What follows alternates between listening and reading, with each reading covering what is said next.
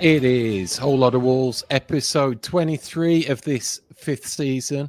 It is Paul hosting solo tonight, as there are unconfirmed reports of an illness in the Josh Buckley camp, and some agent thought that he might be angling for a move to another podcast. So we'll see how this one plays out. But I am ably assisted by Danny of Baltimore Wolves on the socials.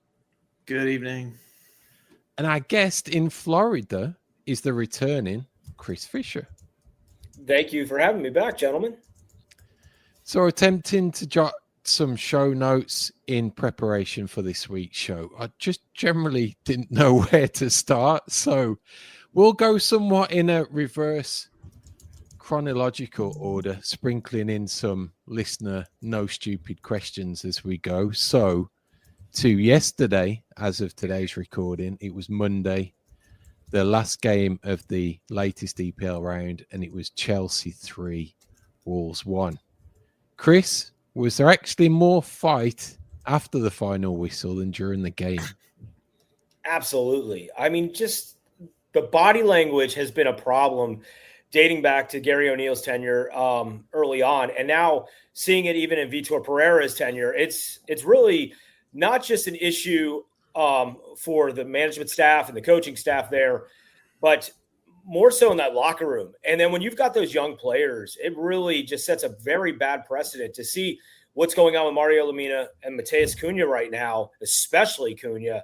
It just sends a real issue throughout that locker room, and you can see it play out onto the pitch. And I think chemistry has a lot to do with winning in professional sports. So we'll come back to the match, but really what we're getting at here is the immediate post-match reaction and then a little journalistic Twitter spat that involved Cunha, the Express and Stars, Liam Keane, also bringing Pereira into the mix on this in terms of his press conference. So, Chris, speaking with your background from a journalistic point of view, what's your take on all of this? You know, I've had some run-ins before, but mostly it's at the college level, not so much professionally. And, you know, you may see some things from time to time. I know in today's society with Twitter, Facebook, all these different social media aspects, not to leave out TV as well, as you can see, and all the cameras around a stadium. It makes it very difficult for one person, whether you're a beat writer or just a general sideline reporter, to cover every aspect of the game. And I think ultimately Liam Keane probably got caught catching something last minute and just saw Matheus Cunha come off the pitch, but without him doing his little wave, which later surfaced, I saw this morning on Twitter or X. And I think that has really caught him in a not a serious issue with the fan base, but it makes them question his reporting. And you never want that as a journalist because journalistic integrity is as good as your name. And unfortunately, that can be fleeting at times when you have episodes like this. Now, we mentioned body language, and it might be somewhat related in that certainly performance-wise, Matheus Cunha wasn't a highlight last night.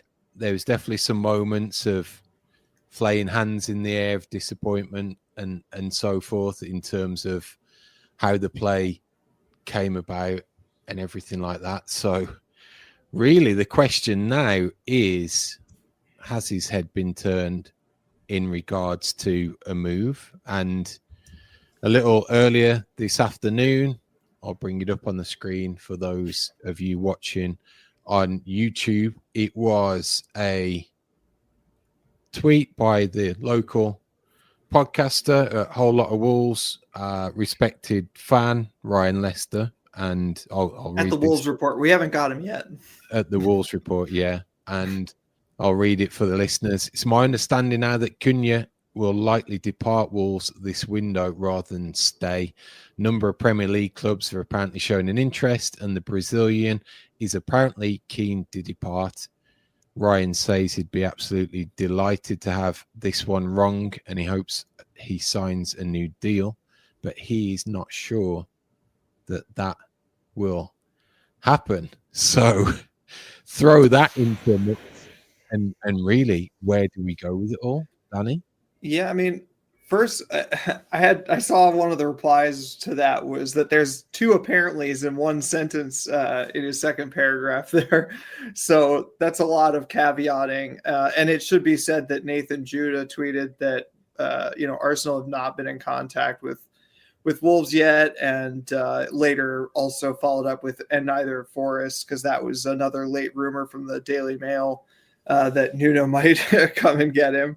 But I think that for me, all this adds up to a lot of agent talk. If that's true, like both, I guess what I'm saying is both things can be true in the sense that like there is undoubtedly, interest in the like most general sense when you spend too much time on Twitter like I do.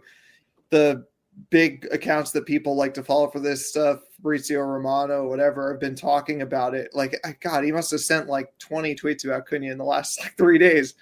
And I think that it's kind of been a perfect storm for Cunha's agent to try to put pressure in whatever direction he wants. Maybe that pressure is just about getting the most out of this deal, and Cunha is going to sign it. And, behind the scenes, all that stuff is like basically locked up. They're just trying to get the most they can out of it. That's one scenario. But all this stuff that's happened in the last month, I think like January 5th was the last time we had like a solid update on the Cunha contract situation. Everything that's happened since then has really played into the hands of an agent, including, the sort of slow moving pace seemingly of the contract. And then, of course, all this stuff with the, I think poor performances. And then in addition, just these little spats, these little problems with like not necessarily playing at the top of his ability.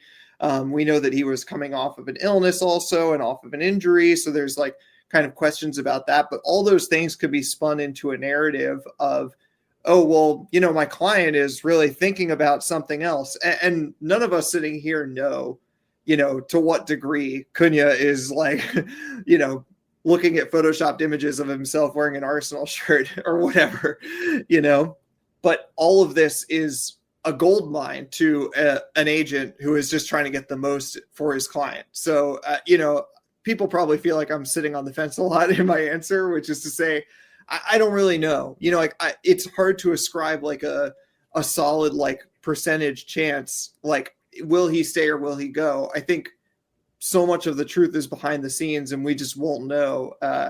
And again, the Liam Keane thing is just another thing that plays into his hands in that way, where it's like, oh, well, see this bad relationship he has, and, things are really turning sour and whatever. And, to the extent that Liam Keane made a mistake there, I mean, I think one of the more salient ones was probably bringing it up in the press conference and getting a reaction out of Vitor Pereira, who, gave the kind of answer you'd expect. But again, that drives a wedge where now there's like a narrative that, Liam Keane is like soured he's poisoned the well, and now like there's bad blood between Cunha and Pereira. We don't know any of this stuff, but in terms of the sort of agent talk, it's all relevant, Chris, in your opinion, would you say that Pereira wants him gone now if he's catching a few stray bullets in terms of performances and the job that he wants him to do on the pitch? Is it too much of a luxury potentially that Pereira may actually want his own guy instead? No, I absolutely don't think so. I mean, first off, Matheus Cunha, just to Pereira's point, is a captain, whether how he's acting right now or not. He's a captain within that locker room.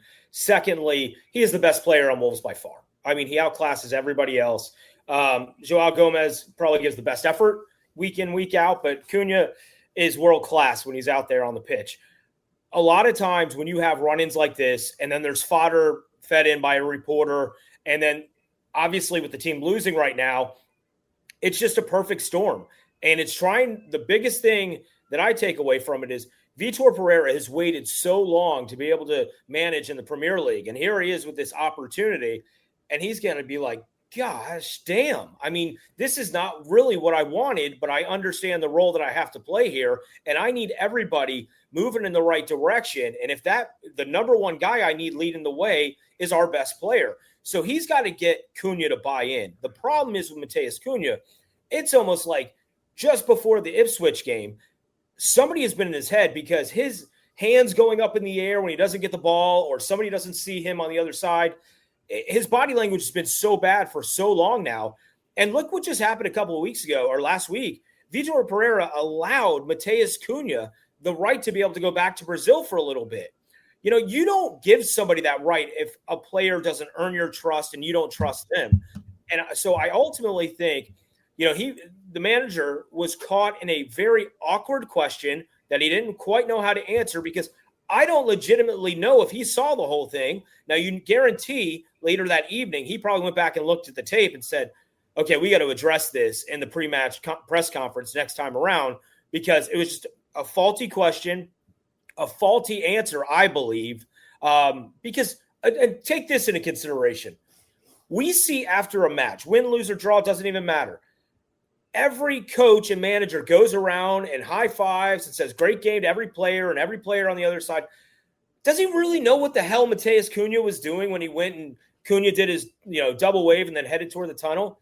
I don't think so. He may have saw it when he got back there that Cunha could have been the first one back or at least heard reports of that. But I just don't think he had a full knowledge of what the situation was when he was answering questions in the press conference. And I think ultimately his goal is to light a fire under the ass of Cunha right now, who desperately needs it because it does seem like his head's being turned.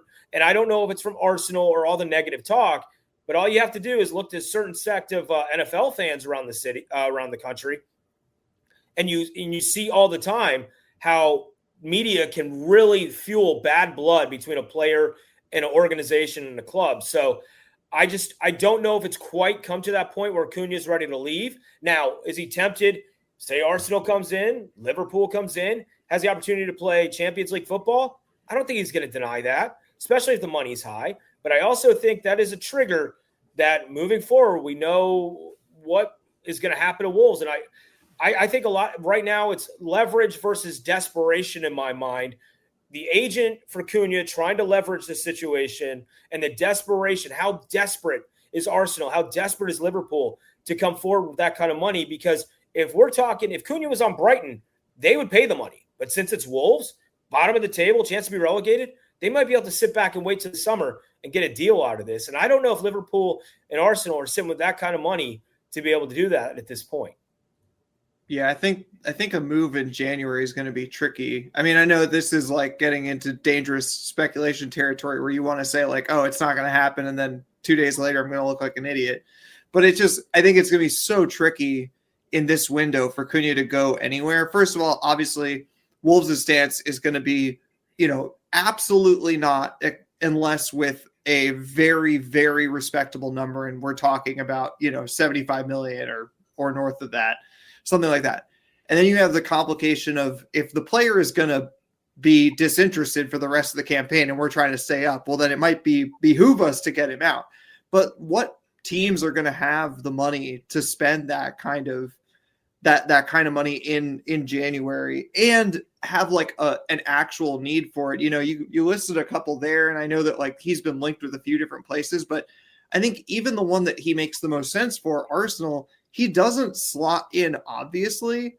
And so it's one of those where do Arsenal really want to spend 80 million on a player who like could come there? And like, I know Raheem Sterling's been like a real disappointment, but it could be something like that where he comes and like, oh, this is really a systems player that like is still very good technically, but like doesn't quite fit what we're doing. That's a massive risk for them. So I don't know that there's going to be a ton of pressure from the outside clubs.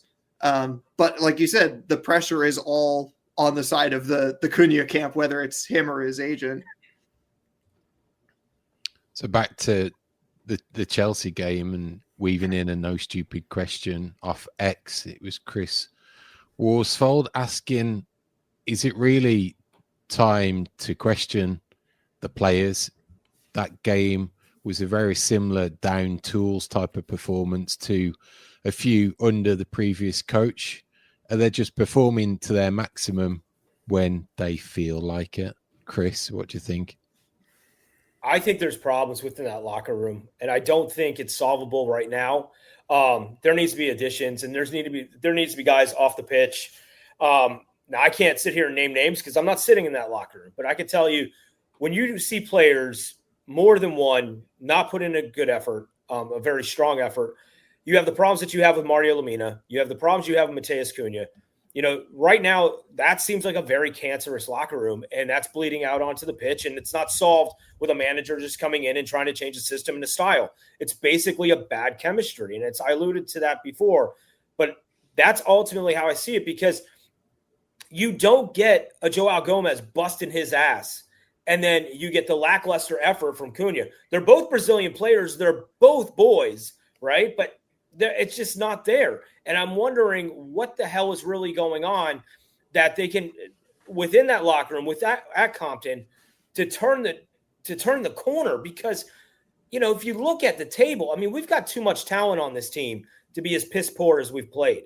And I think everything has to do with effort. And somebody's got to light a fire in their ass. And the problem is, you hear the fan base, whether it's Facebook or Twitter, whatever it is, essentially say they're not playing for the badge. That's the problem when you pay these millionaires that are international players. They don't have the love that the fans do for the badge, for the club. And at times like this, when you're struggling the way you are, it's a job day in, day out.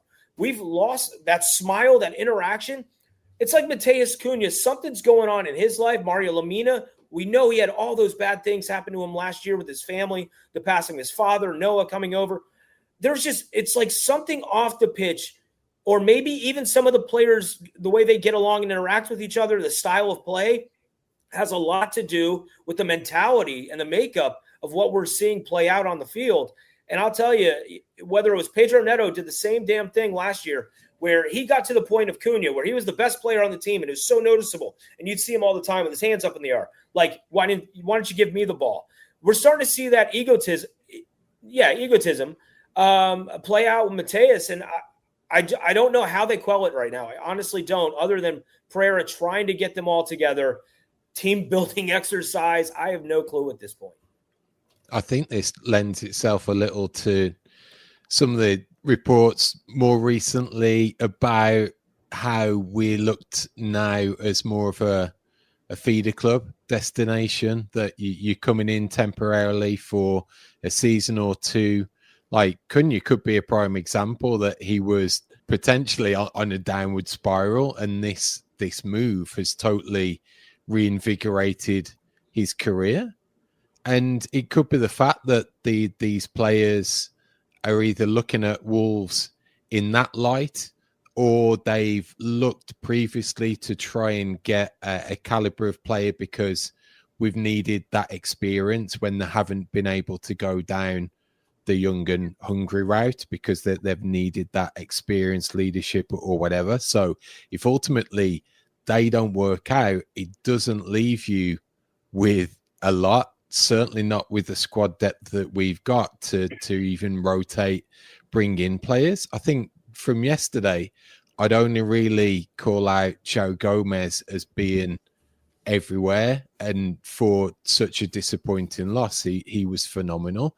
But him, and then flashes of Rodrigo Gomez when he came on, and both of those players to me just exude effort and chasing and closing down and high press and all the bullshit terms that you could call.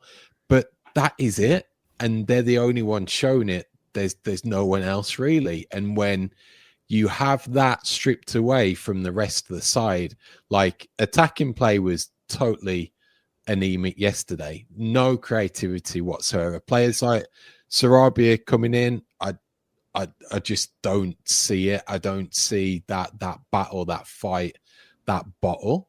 So when nothing's sticking up front, the midfield gets bypassed. The wing backs that should be another creative outlet, they're ostracized because they're on the back foot trying to defend. What else is going to happen? And this all to me is coming down to the fact that Pereira is saying that we're not set up to defend for large parts. We haven't got the capabilities to defend our box very well, so we need to do better with the ball and retain it. We're not even doing that, so you get wave after wave after wave of pressure. What's going to happen? A performance is going to turn into itself like it did yesterday, and that's what the most disappointing thing for me about it is. Yeah, the players that have to fill, the larger defensive roles must be so tired after the last few games. Where it's just like you said, we just can't. It's not just about holding on to the ball. It's also about how you attack and how you, where, and when you win back the ball. But the last couple of games have just been relentless in terms of your defensive duties. So even players who people might think are not good enough. I think like Matt Doherty, the experiment with him at center back was a perfectly valid one. But he's not a center back. He hasn't spent the last 10 years of his life being a center back. But regardless of how good or not good he's going to be as a center back for the remainder of his career, like no one is going to be able to handle that level of pressure where you're constantly getting waves after waves after waves coming at you every single time. And I think, I like so many of these players. We've talked a lot on this podcast because we like to talk about the sort of personalities. I love a lot of the personalities on the team in terms of, the social media content, all that stuff is so perfect. Like, I think that the like when times are good, the vibes are great with the guys and all this stuff. But a lot of them, you have to admit, don't necessarily have that bottle to actually just dig us out. Something I talked about during the tough run at the beginning of the season was they have to get through this run with confidence to be able to perform in the good run. And that's not what was happening. We were, getting our confidence decimated every single week. And I'm worried about that for this stretch as well. But you think back to I know we do this a lot, like comparing to the glory days of under Nuno and being in Europe, but you think about that team, and yes, there are players there that are sort of workmanlike and average, but a lot of them had that kind of bottle. You think about a Romain Saiss, and I've said that before that I'd love to have Romain Saiss back, or at least someone with his exact personality. But it's just we had bad runs then too, but it's just we stuck them out, and we ground out draws or narrow losses. And when the fixtures turned, we still had the confidence to go out and get results. And a lot of the personalities on this team just don't necessarily have that. And feels like a lot of fair weather players right now, which is a long-winded way of saying that they're, not playing for the badge. Oh, yeah. Bringing that into light right now, it seems a long week, but this show's actually got to mention this past Wednesday when it was a trip to St. James's Park, which we haven't covered yet. Newcastle 3, Wolves 0, another disappointing defeat. And now I'm looking at it collectively and to those points, Danny, it's I'd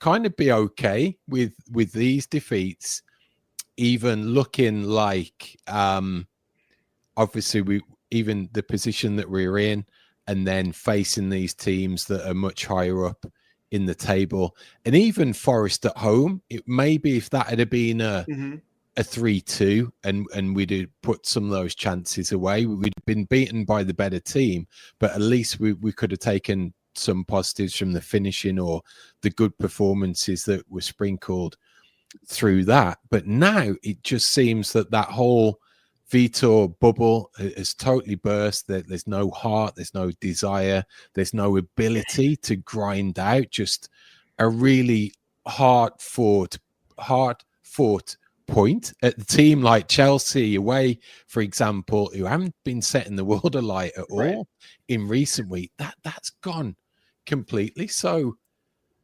how's that turned all of a sudden from those first 3 games? It was 7 points and positivity.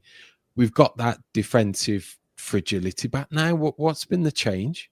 Yeah, it's so hard to put your finger on. I think you kind of hit the nail on the head in some ways, where I some people who follow me might know that I recently did a little guest host stint down at the Drunkard United football show. You should go check them out, DU Football Show, because they were kind enough to let me do a shout out for our show. But I said some of the same things where, you know, the Forest game and the Newcastle game, both 3-0. If those had ended 3-2, I would have, you know, been perfectly happy with those. I thought we created enough chances. You know, we are still looking defensively fragile, but I, you know, would have said, look, this team still got some juice. When we get to the better fixtures, it's, you know, it's going to be all right. But then you go to Chelsea and the effort is just not there. And the common denominator, especially across Newcastle and Chelsea, and to a certain degree at the Forest game as well, is that even though we're not giving up tons of chances, it's not like the opposition are just getting chance after chance after chance. We're actually restricting them to few chances, but the chances that we do give them are on a platter. Like often they're scoring these from, you know, completely kind of chaotic defending where all of a sudden you're leaving, you know, Alexander Isak, who scored in 7 straight matches, you know, completely wide open. And it's chaos. And you can point to those specific instances, you know, Doc moving out to Joelinton or whoever it was. You know, there's like specific blame to be apportioned, I'm sure. But the common denominator just seems to be weirdly chaotic moments of defending, which then sort of spread into the Chelsea game as being like just a weirdly chaotic, no system game for most of the match. We had a period where we were all right, but like for the most part, just kind of no real identity, and it's very worrying. I want to piggyback off that because just go back to the Chelsea game. And if you're watching the Peacock coverage of that game or the NBC Sports or USA Network, whatever the hell you want to call it, they literally show a clip of pregame with Wolves coaches working with the players on corners, right? And defending corners and set pieces and things of that nature. And here's Cunha, you know, walking to get back across the line. It just goes to show that it flies in the face of what they're coaching and instilling these guys. And to me, in my mind, and I hate to say this because I hate this term, to a degree they earned it. Here's a bunch of millionaires acting like babies and being lazy asses. And that frustrates the hell out of me. And when you're talking about a club like Wolves and a fan base that is very blue collar, for somebody to just hoof it like that and just, you know, really be lazy in that moment, that's got to piss you off. Honestly, as a season ticket holder, as a fan, it's terrible because it doesn't resonate with the people in the stands. It doesn't resonate with the people at home that bust their ass for a living. And here's this guy making all this money and then costing the team a goal on something they were literally working on in the pregame. I look at certain things. There's just, and it's a little bit different take on what Danny's saying in my mind. You look at players like Ryan Etniori this year. Look at his stats and his goal contributions and all that. But watch his defense. It's terrible. I think he's another one. He's got 1 foot out the door syndrome. I just don't. I think there is talent with this club. Unfortunately, right now, it's just not coming together. It's not melding in any way. I don't know if with this schedule, if it allows for it. I hate to be doom and gloom, but you know, there's so many players. Like I can tell you in the preseason, I was very excited when Jorgen Strand Larsen signed with the club. But then I saw just even in the preseason, his first touch, there's been missed opportunities. As much as people want to say Gary O'Neill really coached these players up and made them better, I really question that at this point in watching the effort and the way that these guys have matured on the pitch. It's obviously been a tumultuous week, notwithstanding that the transfer window is wide open. And again, another avenue to start pointing questions at the club somewhat in how they're configured with all of this. But it was looking like we were going to have some positive news last Friday when famed transfer journalist Fabrizio Romano announced that a deal was pending for Vittoria's midfielder Manu. So this was straight, out of left field, no talk prior to this.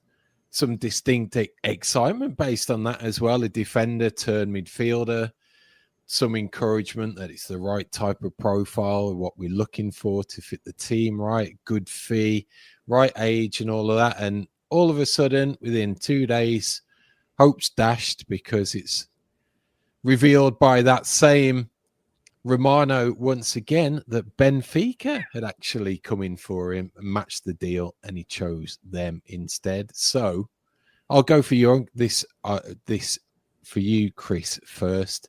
Do you think we were just a pawn in this and played by those agent games again, or was there something genuine in it? I think it's Uncle George's cooking. I really do. And feeding Fab, like we alluded to earlier, these rumors, the speculation in order to drive up the amount somebody wants to go there. Plus, you have to look at it from the other point of view. I mean, if you're a player, we may love Wolves, but as we talked about also, some of these players aren't that familiar with Wolves other than the fact that they're in the Premier League, and then they question how long they're going to be there. And then what's the culture like? Because these guys all talk, whether it's on social media or phone numbers or through agents.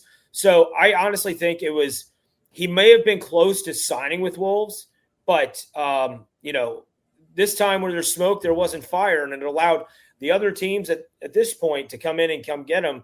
And, for Manu, he got bitched out by Bruno Lage today, which if he was there on the sideline with the Barca game. So, I just think Wolves are very susceptible right now in the fact that, you've got the Greek Pavarotti at Nottingham Forest basically cherry-picking some of our players from the past, Morgan Gibbs-White and Willie Bolly and things of that nature. No, I have not gotten any taller, Todd, by the way. He's got the camera at a low angle. That's right. But, I honestly think, Paul, to your point of view, we are low in the pecking order, and that all starts at the top with the Fosun ownership and Jeff Shee and Matt Hobbs. And I think these guys, even if you just listen to Vitor Pereira's, the way he has spoken at some of these press conferences, post-game, pre-game, all that kind of stuff, and the expectation that initially they wanted 2 to 3 players, then it became 1 to 2, then it became 2 to 3. I don't even think he's sure because that goal line constantly moves when Fosun and Jeff Shee are in charge. So, moving on, it's time to preview the next fixture, and it's only a little case of Arsenal coming to town. Yeah, no problem. Saturday, 10 a.m. Eastern, 9 a.m. Central kickoff. And I'm kind of lost on this one now. It's like, do I care? Don't I care? What is going to happen? Who's going to be here? Who's going to be wherever? Will Lamina have gone? Will Cunha be here or ill? Will Josh be back? What's going on? How can we even begin to process this? Danny, can you give us anything tangible to help preview this fixture? Yeah, well, I was on the DU football show last night, and their co-host, who's out on paternity leave, which is why I was down there, called in because he's an Arsenal fan. And talked extensively about their center back crisis right now. It's unclear whether Saliba will be fit. They've got a number of other center backs who are either recently injured or almost back from injury. So no one's quite sure who's going to play center back. So I'll just recycle the joke that I made last night, which is that, we could score 6 or 7 goals, but Arsenal are so good at scoring from set pieces that they'll score more just on corners alone. So it'll be something like, Wolves 6, Arsenal 7, and they'll be the first team to score 7 goals off of set pieces or something. Chris, can you even begin to look forward to Saturday, or is it just another disaster waiting to happen? Well, 2 reasons one reason I'm looking forward to it is Wolves are playing, so that's a good thing. The disaster waiting to happen is Saturday is my birthday. So that is going to be probably a shit show unto itself. But yes, I look, it's going to be a struggle. The fact that it's a Molineux and how cantankerous the fan base is right now, it could be very ugly. I do look at it this way. It could be a chance for Matheus Cunha to kind of turn things around because it could be an audition for him to go to Arsenal. Yep. So, there's a couple of things for some of these players. They might be eyeballing that opportunity and situation. And, hopefully somebody wrangles them in the locker room and really Joao Gomez, one of the younger players, maybe a Craig Dawson even, and saying play for pride. And I'm hoping that they'll deliver on Saturday. We'll give you the honors as the guest to start our predictions. Oh,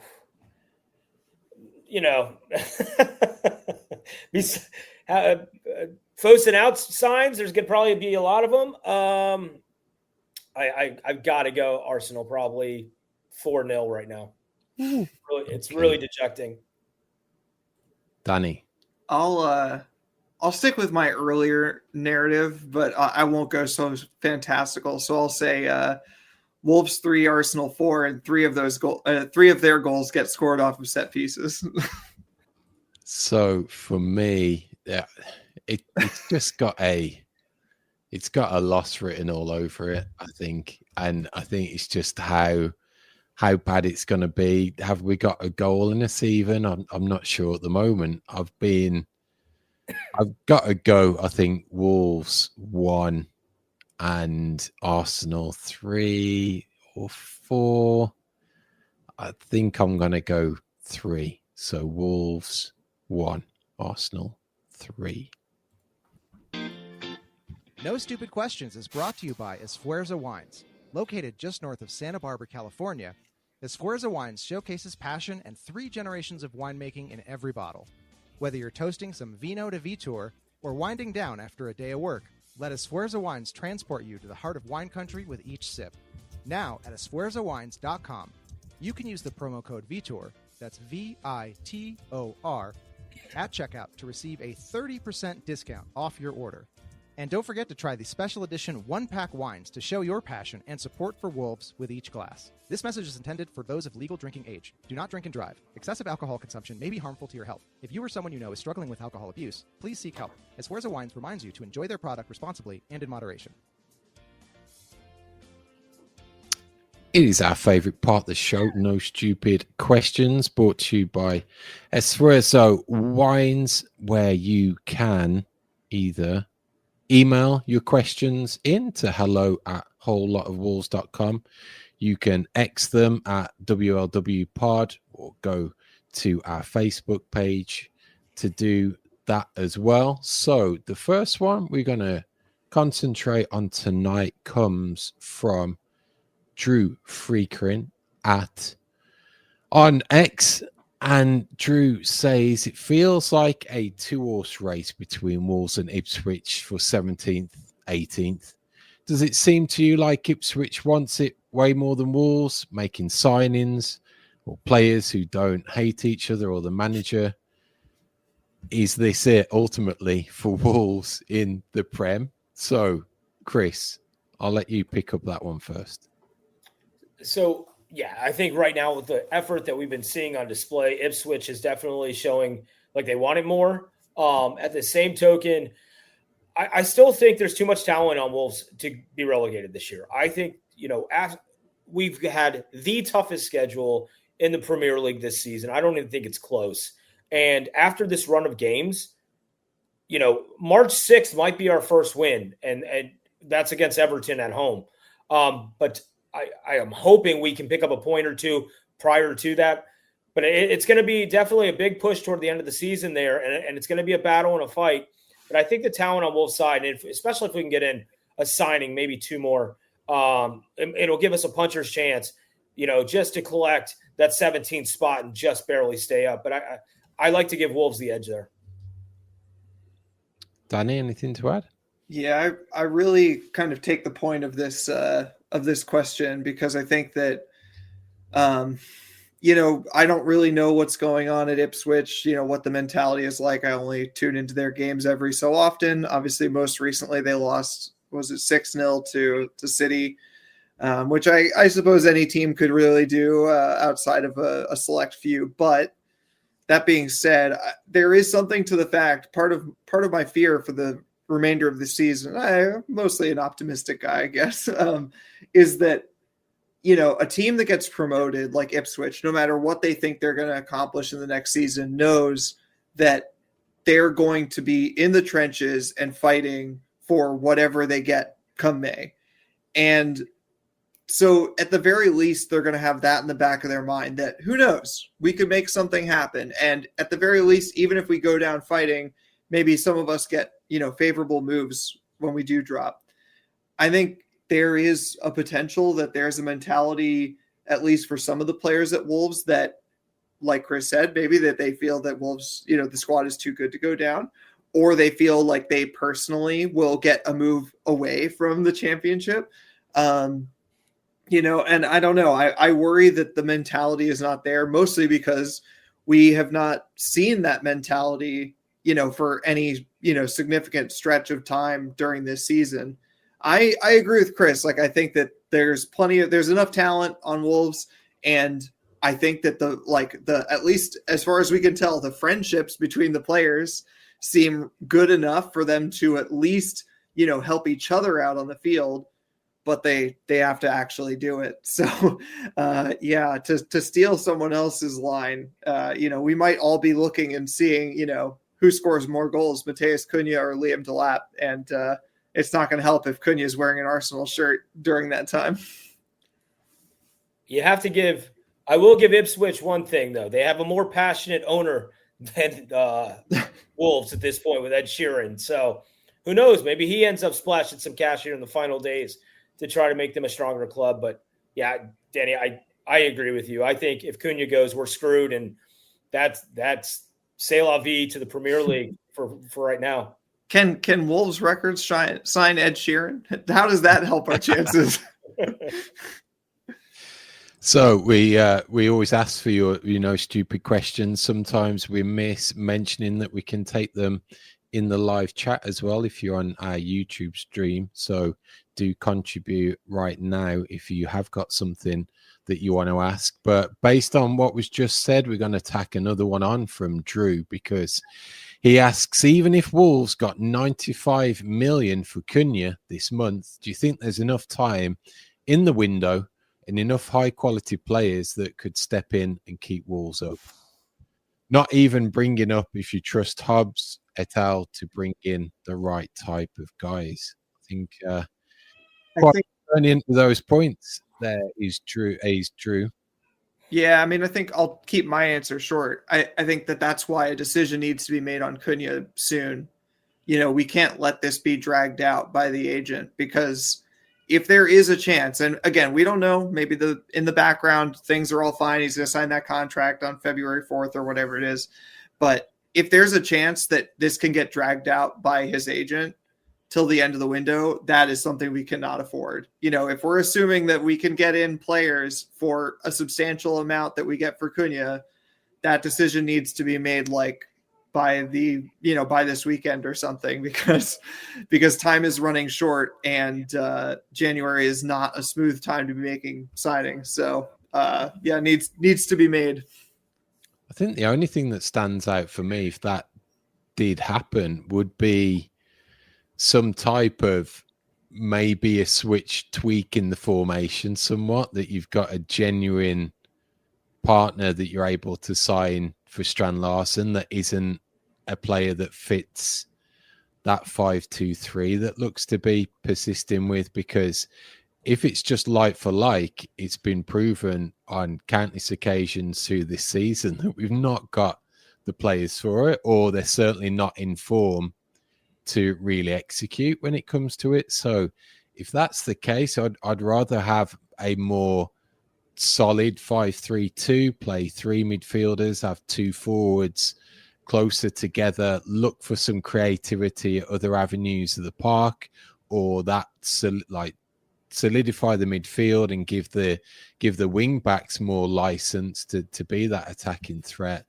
Maybe that spurns something that you get a different profile of an attacker in it, like a genuine number 9 to play off Strand Larsen's shoulder somewhat, that it's maybe a smaller Diogo Jota type striker, just something different. That's the only thing that I could see that may give him some flexibility and may maybe a puncher's chance of trying to resurrect that season and stop them from getting relegated. But you're just going to have that narrative trotted out that January is never a good time to buy, and if they're plundered into that type of shit show of having to try and replace Cunha's output, it's a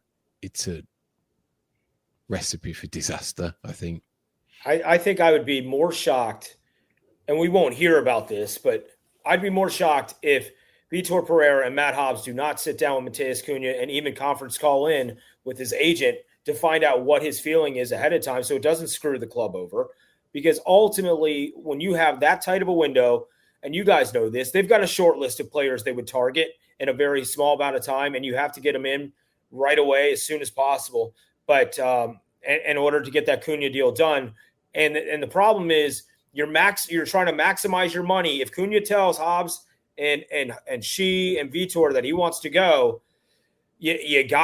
unfortunately, you have to let him go, because it's just going to be a problem continuing on the pitch, continuing on the locker room, and making this team plummet even further into a hole with the chemistry and the mentality and all that. So you got to get that hammered out now. And if they didn't have a meeting tomorrow or even today, I would absolutely be shocked.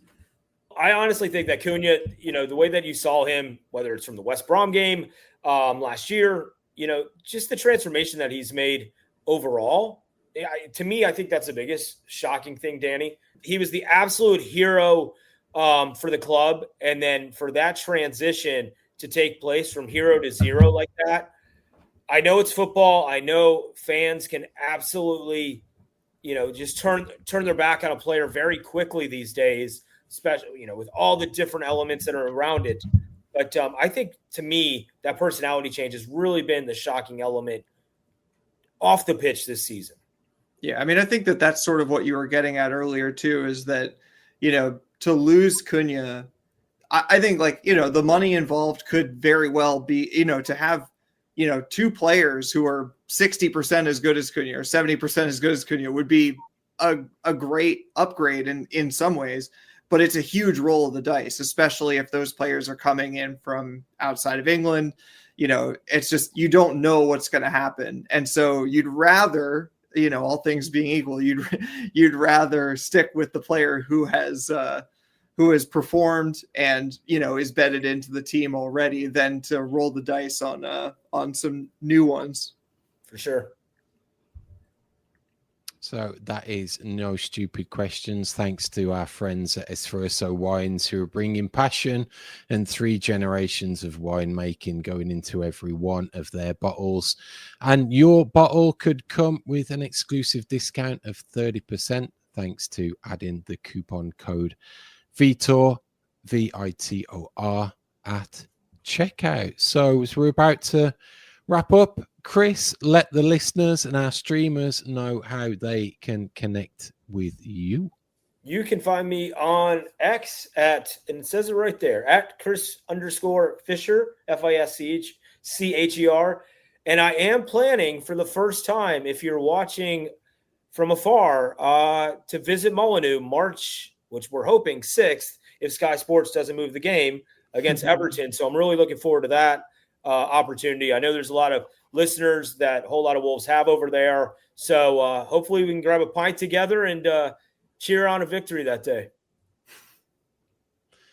Thanks to Chris. Thanks to Danny on the socials. Also, Alex producing in New York. You, the listener, and the streamer, because if it wasn't for you, we wouldn't have a show. So if you are new to Whole Lot of Wolves listening and want to check out our YouTube channel, I strongly encourage you to head on over, subscribe, like our content. That does a ton for boosting our exposure, and also reviews help. So on your podcast listening platform of choice, please give us all the stars. Send us a comment, because that really helps too.